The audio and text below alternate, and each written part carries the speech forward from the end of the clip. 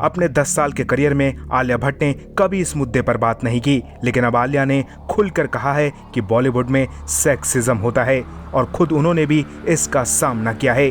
आलिया ने कहा कि मुझे बहुत बाद में सेक्सिज्म का एहसास हुआ। आलिया ने कहा कि उन्हें इस बात पर बहुत गुस्सा आता है जब महिलाओं को उनकी ब्रा छिपाने के लिए कहा जाता है। आलिया ने बताया कि कैसे महिलाओं को समाज में बुरी चीजों को सहन करना सिखाया जाता है और कैसे उन्हें खुद बॉलीवुड में कई मौकों पर सेक्सिज्म का सामना करना पड़ा।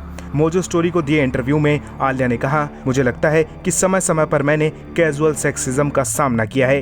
कई बार मैंने ध्यान नहीं दिया। जब मैं अब वापस सोचती हूँ, क्योंकि मैं इसके बारे में बहुत अधिक जागरूक हूँ, तो इतना समझ में आता है कि हे भगवान, ये एक सेक्सिस्ट कमेंट था, इसलिए अब मैं बहुत ज़्यादा सेंसिटिव हूँ। कभी कभी मेरे दोस्त कहते हैं कि तुम्हें हुआ क्या है, तुम इतनी आक्रामक क्यों हो गई हो।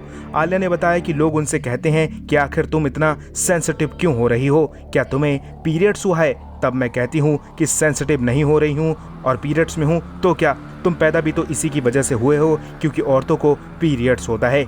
आलिया ने कहा कि जब लोग ये बेहुदी बातें करते हैं तो मुझे बहुत गुस्सा आता है। ऐसी बातें जैसे आपकी ब्रा बिस्तर पर नहीं होनी चाहिए, ब्रा छुपाएं। अरे इसे छुपाएं क्यों, ये कपड़े हैं, आप अपना अंडरवियर चमका रहे हो तो मैं तो कुछ नहीं कह रही हूँ। ऐसा नहीं है कि ये सब मेरे साथ ही हुआ है, लेकिन एक औरत के रूप में आपको बहुत सारी चीज़ों को कैसे छुपाना चाहिए, इसकी समझ है मुझे।